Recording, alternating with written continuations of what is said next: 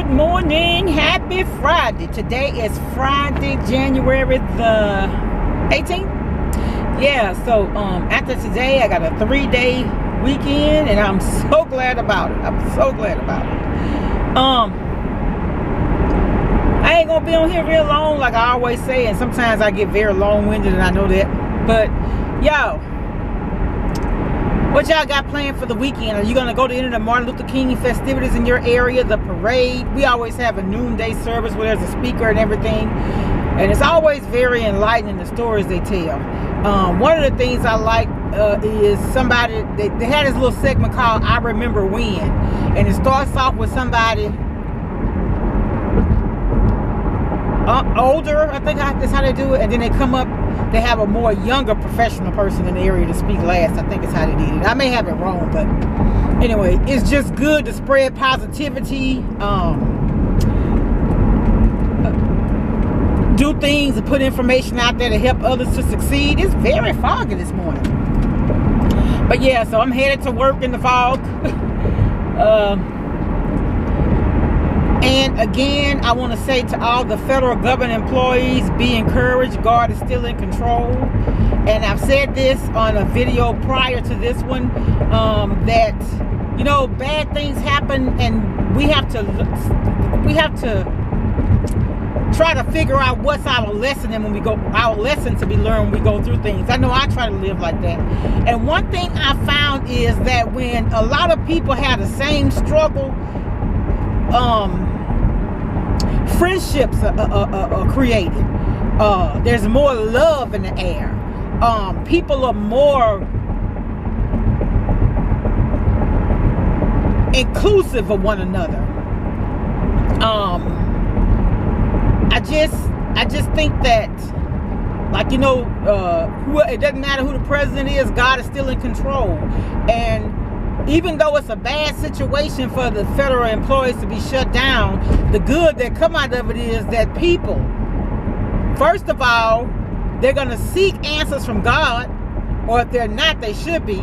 Because remember, the job is the resource, but he's still our source, because everything we have, he owns it. So we have to look at things like that and be positive. If you're a federal employee and you're feeling down, don't do that to yourself. Stay encouraged. And another thing I would recommend that you do, go to a worship service on Sunday. I'm telling you, there's a message for you there. Because I know anytime I'm going through something, maybe a year and a half ago, we thought that we were going to have to furlough employees, and people were all worried in the uproar. I said, wait a minute. I said, you got to remember who's in control. I said, that's just something that may happen. And it didn't happen. Y'all, I need somebody. I've never worn a wig. Take that back. I had a blonde curly wig one year for Halloween. But I won't, if somebody could give me some wigs for big-headed girls, because I got a big head. And I guess I'm going to have to wrap my hair and put one of those wig caps, because if I braid my hair to the scalp, I have a very sensitive scalp. I always have, even as a kid. I wouldn't be able to braid my hair, because anything that pulls my hair from my scalp actually breaks me out. I don't know what that is. But anyway, back to the issue with the government employees, and you're going to hear this in another video that I have. I just want to keep stressing the fact that God is in control and he is our source.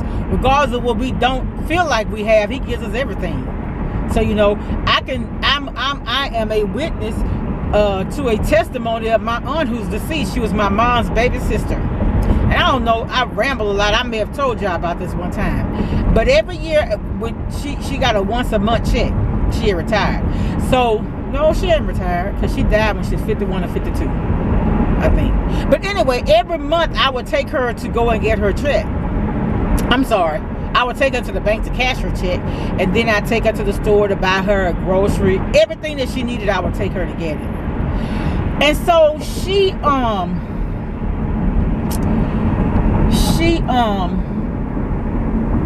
I remember we had gone to church that Sunday, and she said she put her last $5 in church. The very next morning, she called me. She had got a lump sum of money. So I'm telling y'all, God always come through. And it's not in our time is in his time. And just when you think the situation gonna get dire till you ain't got no way, that's when he show up.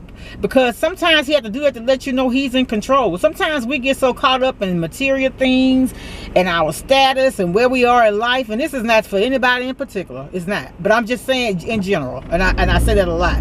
But a lot of times people, you know, we get consumed in what we have and who we hang out with and how we live. But the focus really should be on him. And I'm not where I need to be. That's not what I'm saying. But if I can help somebody get closer to him, that's my mission in life. Through once showing love to everybody. Because if you're a child of God, it ought to be something about you that makes somebody else feel good. Now the speed limit 30, she doing 40 and passing. I'm doing 40 and she passing me. Go ahead. But anyway, I just want to come on and encourage somebody, because I know it's, you know, I was unemployed before, and I was out. I had my son in June. I got a call in July. I was still on maternity leave, that our store was closing, and I just didn't worry about it. And I don't have the faith I have now. Then I didn't have that then, but I just knew that something better was coming. You know, you ever had a situation where in your spirit you knew a change was coming? You didn't know how, but I just knew it. So the store closed that November. I stayed home with my son, and then that next October, check this out. Now I survived off of unemployment for almost a year. They extended it for 6 months, and just when it was about to run out, I got a job. Now mind you, I was seeking employment the whole time, but my son was young, so I guess the Lord wanted me to stay home. See, that's what I'm saying. We want things to go our way, and we want to plan, but your plans are just that, they're plans. God's will is going to be done.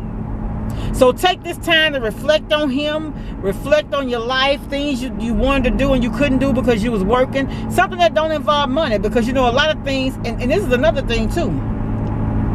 If you've been making 6 figures for the last 20 years, say for instance, and you go to zero, it puts you in a place of people that's been living like that all their lives, just barely getting by.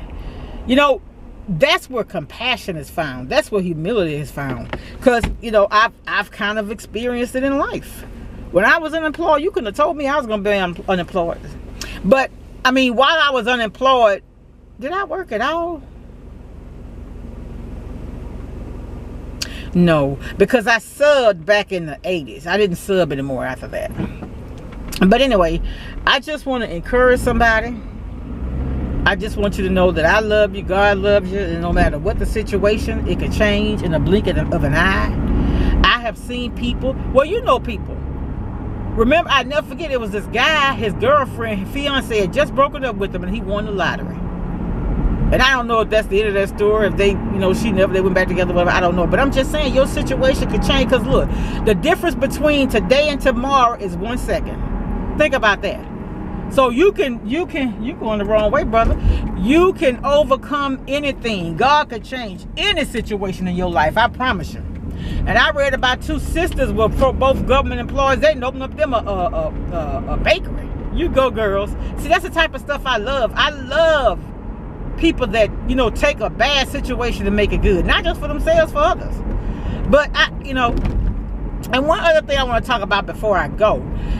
I was listening to the news this morning. They were saying that the president's ex-attorney, the one that's been got a 3-year conviction, they said that he has proof that the president told him to lie to Congress. Now, I'm gonna come back later and tell y'all about this. Let me tell you something.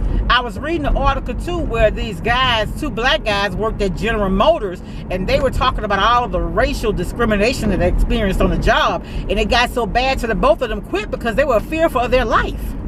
That is horrible. Where was the HR department?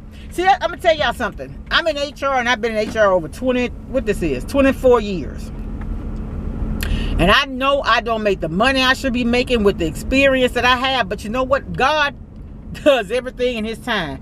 I know, I don't want to get into that. But anyway, here's what I want to tell you. I interviewed for a position. And the guy asked, so I can't remember what the question was, but I told him, I don't believe the managers are always right. I said, if they're not right, I'm not going to agree with them. And the whole mood of that interview changed. I know he said at that moment she won't get this job. But let me tell you something. If you have a company, you better make sure the person in HR has a backbone and wants to do what's right.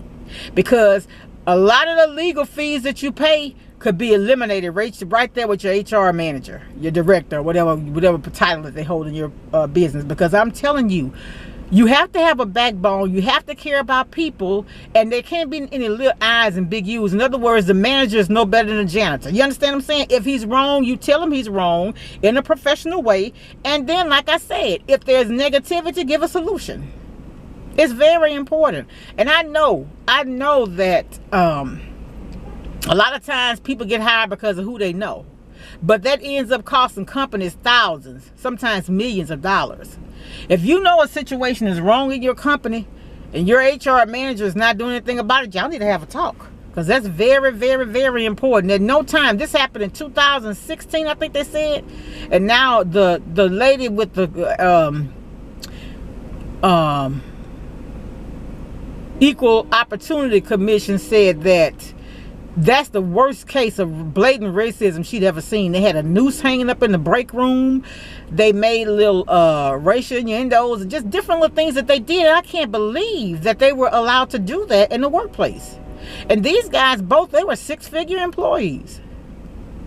You know, and how and why would you even have a company if you allow things like that to work in your establishment? Because you know what? There's no success there.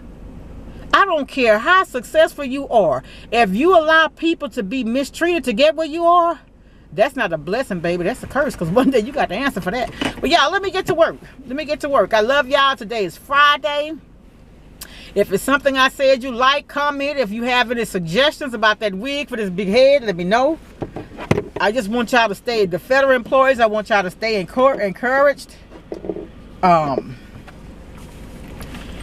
Anything I could do to help, I'll be willing to help anybody, because that's who I am.